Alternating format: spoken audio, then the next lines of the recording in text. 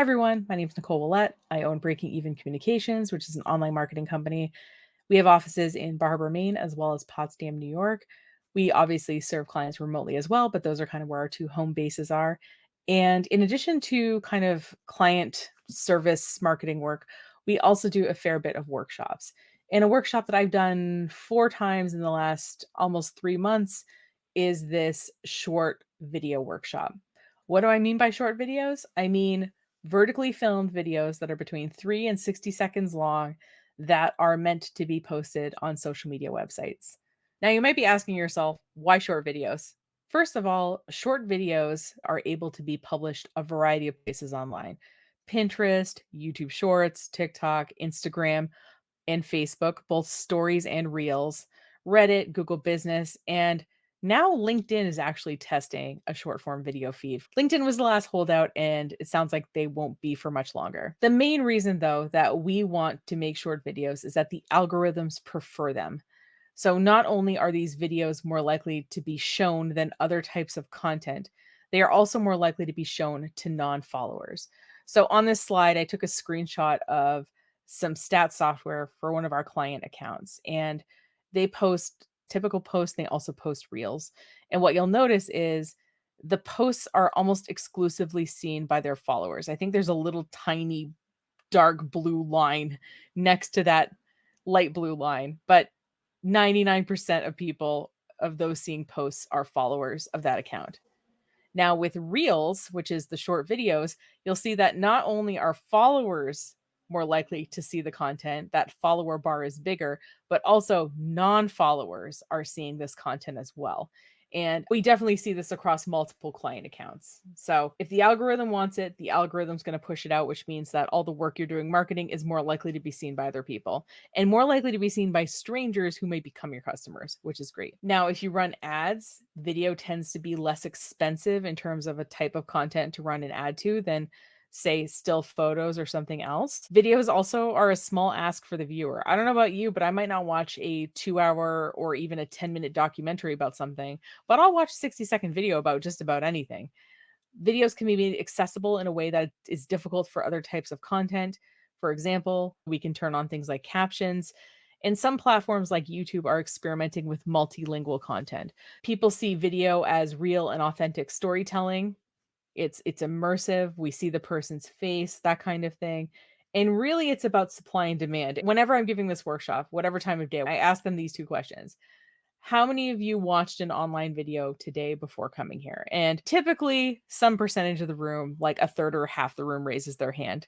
If it's in the morning and if it's later in the day, usually that number is higher. And then if I ask the follow up question, how many of you created an online video before coming here today? I've never had anyone raise their hand. So there's this idea that people like watching videos, but a lot of in particular small businesses don't like making them, and the social media sites want videos for the algorithm, so they're more likely to push them out into the feed, and they make them cheaper to advertise. So that's why we make videos. And the reason that these social media sites have introduced video platforms, this is from Stacked Marketer.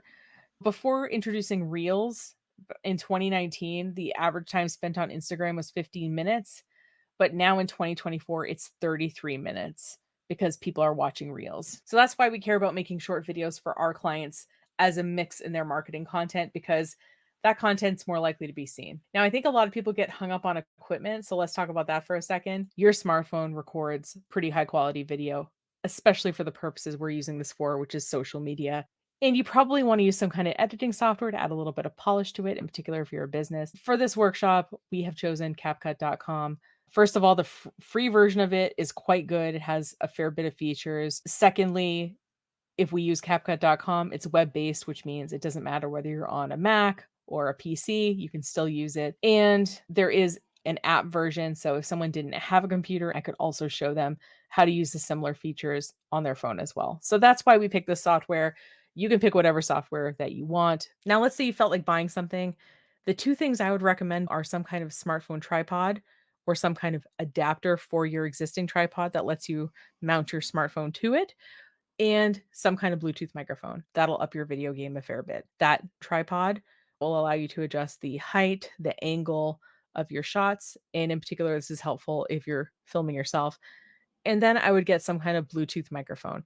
Essentially, they plug into the bottom of your phone and they connect via Bluetooth. So you put the microphone somewhere on you, and then you can stand a distance away from your shot. So even in ideal filming conditions, a microphone can make a big difference. So let's play this video so I can show you what I mean. You're going to hear her without the microphone and then with. I've had people in large rooms tell me they can't hear the difference, but I bet if you're in a smaller room and definitely if you're wearing headphones, you'll be able to hear the difference. Hi, I'm Nadine Elliott, and this is Wildflower Body Piercing. Hi, I'm Nadine Elliott, and this is Wildflower Body Piercing. Now, when we recorded Nadine, she was by herself in a room, so pretty ideal recording circumstances. Now, the second you start adding other people to the room, or maybe there's some kind of background noise, like you're outside and there's traffic noise, or when you want to stand a distance away from the camera and you don't want to scream at it, this is where the microphone can make a big difference. Because, in particular, you're going to be acting as your own video editor, you're going to be making some editorial choices on behalf of your business, but also the viewer. So, on one hand, you have a business or something to sell and you want to tell people about it. And on the other end is the person watching the video who wants to watch something fun and interesting. So, as the video editor, you're the one who's trying to make everyone happy. Now, with Nadine, for example, we recorded for, I think, 6 minutes and 30 seconds was the full length of that video, but I still had to cut it down into 1 minute. So, I had to decide what parts of the video were most important to put in that were interesting for the people who were going to watch it. So let's watch the full video now. Welcome to Howdy Neighbor, a series where we meet our business neighbors. Today, we're headed over to see Nadine at Wildflower Body Piercing. I have been piercing for 2 years, and I have been in the body modification industry for about 10. Almost everybody has some sort of body modification in one way or another, especially piercings. They're really accessible to everyone of most ages, demographics, backgrounds. And I just think the area is a place where that kind of service is needed. I only pierce with implant grade titanium, which is a completely inert metal. You can wear any of the jewelry that I sell forever. That's something that people don't necessarily think about when they're purchasing body jewelry. These things are going inside your body. It's important to really have good, high quality jewelry. I love helping people change out their jewelry. Even if they want to change out all their piercings, we can totally do a whole reset on every piercing they have. Learn more on wildflowerbodypiercing.com or stop into their location right here at Market Square Mall. Follow us if you want to meet more of our business neighbors. I made that video about a year ago and I saw some things I wanted to change about it, but you get the idea. Now, a fourth thing I would recommend is somewhat planning the video, even if you are good off the cuff. If you've ever watched a video and thought, wow, that was like a little mini movie, it's probably because they storyboarded that video and really planned it out. So if you're going to be doing your own short videos, you need to understand how much planning that you want to do. If you plan out all the shots and who's going to be in them and the camera angles and what's going to be said and all that, that video is going to come out a lot better than someone just walking onto a camera and talking. So there is some balance between you being able to do this efficiently as well as you having a nice quality product. You are not a production studio, and that's okay. So we're going to watch two videos, one that I consider quite produced and one that I consider less produced. And then we're going to come back.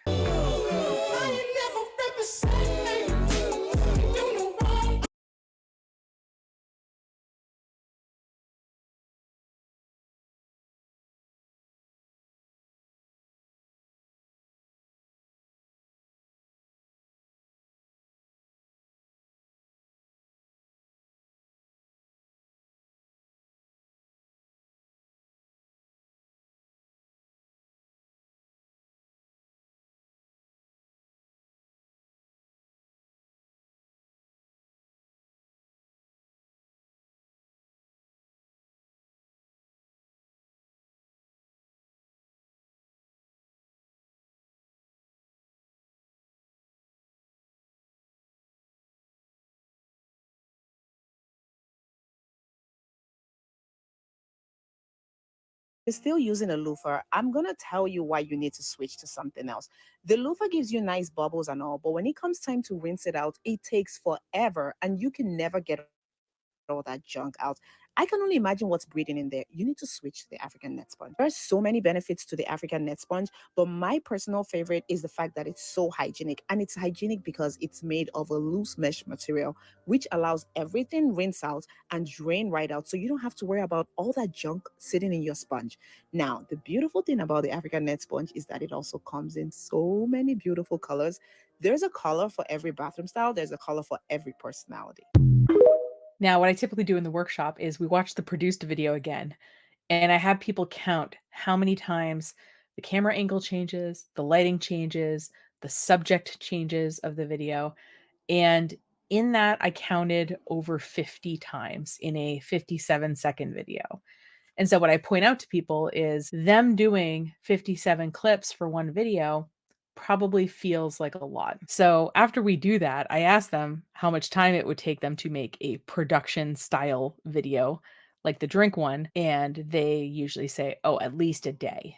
And they're right, and I ask them how long it would take to make the other one.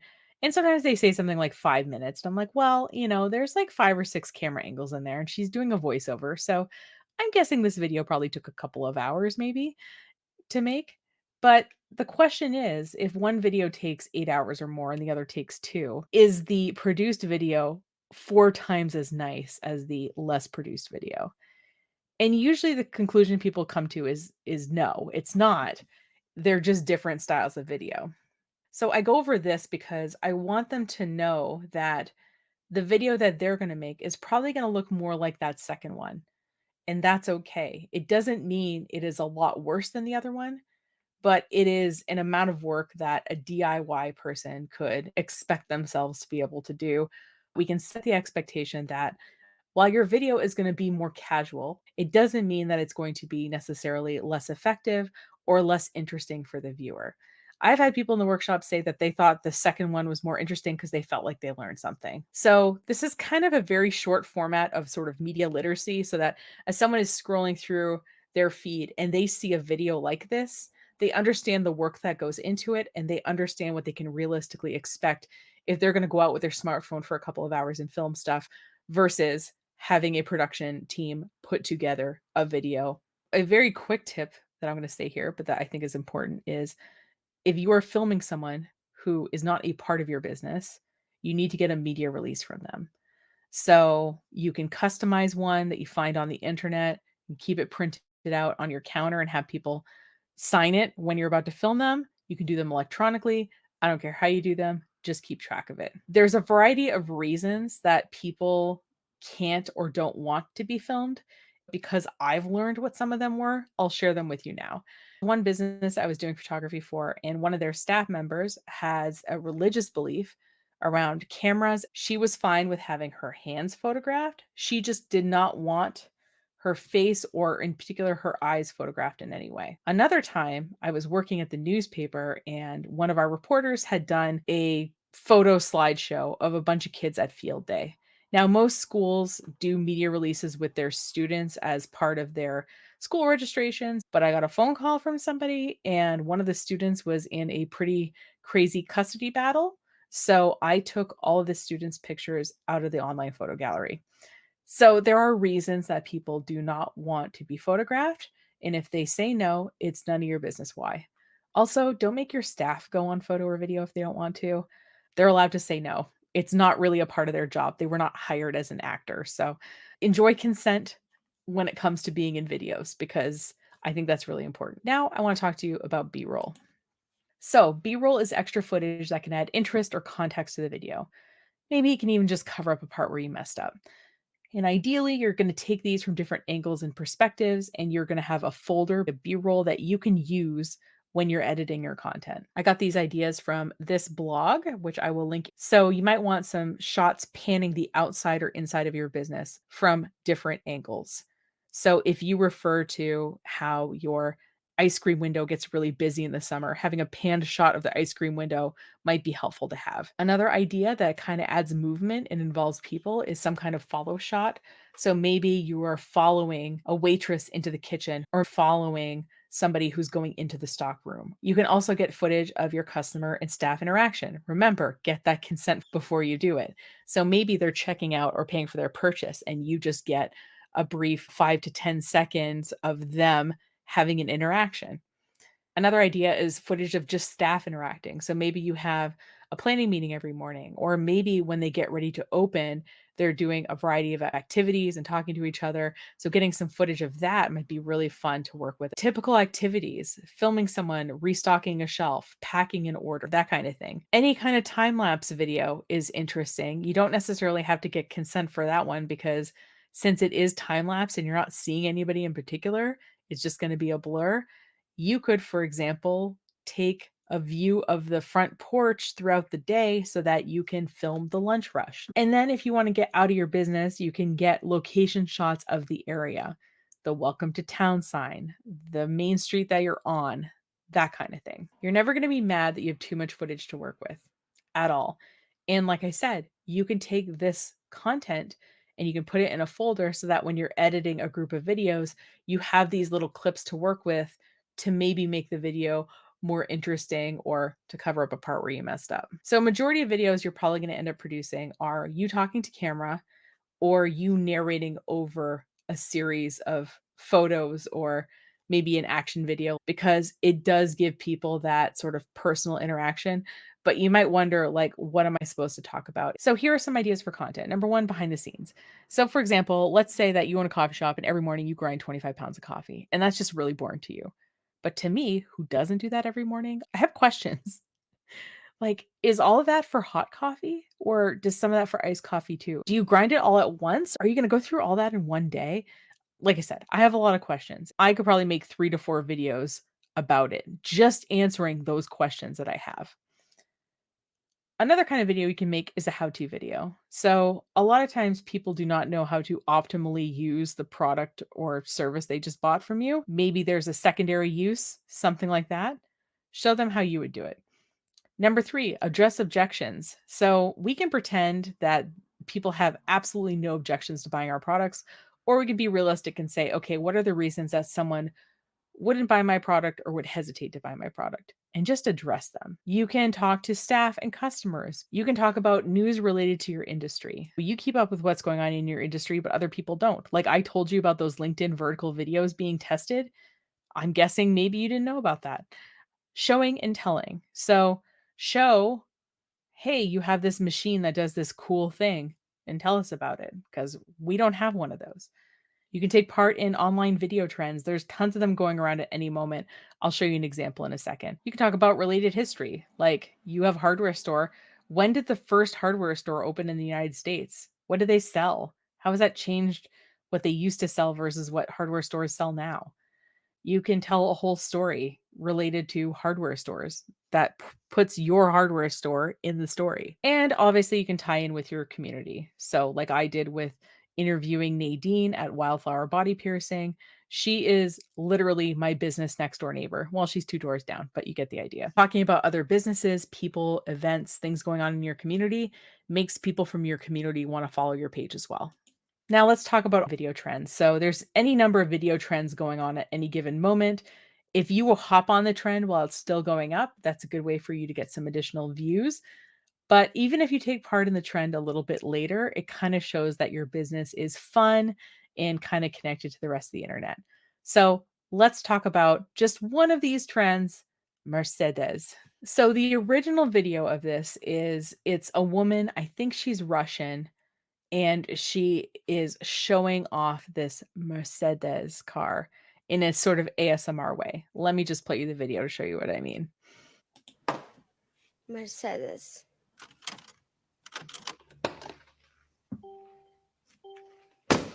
Mercedes. So the internet thought this was hilarious and started remixing their own videos. And so we did one in this style with one of our clients. So I'll show it to you right now. Mercedes. Subaru. Subaru.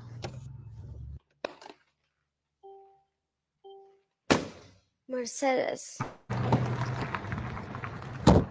Subaru. There is nothing more coastal Maine than a beat up Subaru. So that one worked out pretty well for that client, but you get the idea. And there's lots of these little trends that go around. I did the cool thing. I changed my shirt and put some background music because today we have a sponsor. Today's sponsor is trendtosend.com, which is a new service provided by my marketing company. Let me tell you how it works. There's a twice weekly text message. In that text message is 2 pieces of content. Number 1, it is a short video explaining the trend, examples of the trend, examples of ways you could apply it in your business, and then me filming a version of the trend myself to give some inspo. The second piece of content that comes in each text message is links to the trending audio both on Instagram and on TikTok.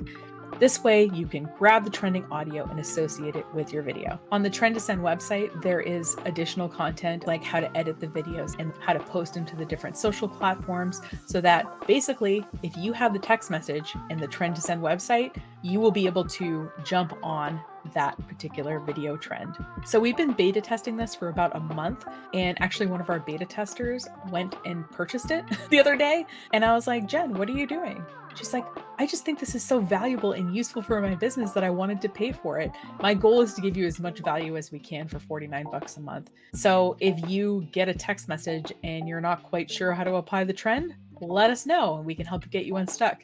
If you're working on the trending videos and you don't like what you're producing and want some feedback on it, get in touch with us. We'll try to help you increase your video production quality. The idea is to provide marketing help that is economical, but also keeps the content and ideas within your business, which I think a lot of businesses want. They want their staff to film stuff and have creative ideas, but they don't necessarily want it to suck up the entire day. We also have add-on services that will allow you to get your video edited and sent back to you, or get your video edited and posted, whatever you prefer. So check out those different levels on the Trend to Send website. This service is month to month, which means that you can try it if you have some room in your marketing budget for it. And if it's not working for you, you can just cancel it. Check out trendtosend.com to learn more.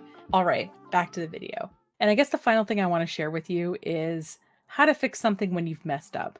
Obviously, when you're recording, you're trying to get things as right as you can, but sometimes you're going to go back in editing and you're going to notice that there's a big, weird blue plate behind them that you didn't notice when you were filming, but it's kind of distracting now that you're editing. Or that the person is talking, but they keep shifting, which you know is because they're excited, but it makes it seem like they're maybe nervous too. So maybe you want to de-emphasize that. So I have made up a technique and I call it Elton Johning it. So let's discuss. Please note I could not find a picture of Elton John that I could license, which is why this screen has no image.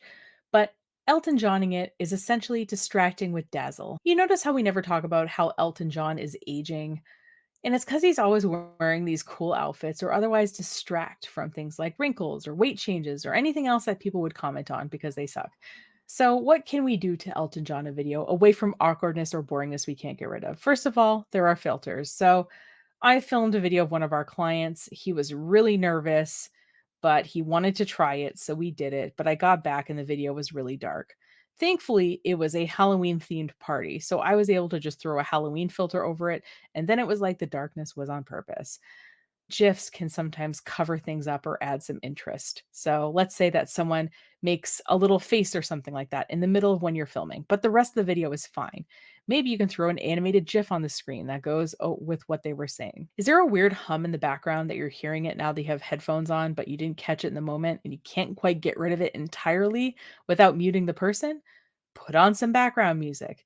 There's any number of techniques that we can use to distract with dazzle in the editing portion of our work. Because here's the thing, it's just not going to be perfect. Even if you plan the crap out of it and really try to make it perfect, you're going to get back into the editing portion and you're going to say, I don't want to throw the baby out with the bathwater here. And that's where doing some little editing tricks can help take away from the awkwardness or otherwise enhance a boring story.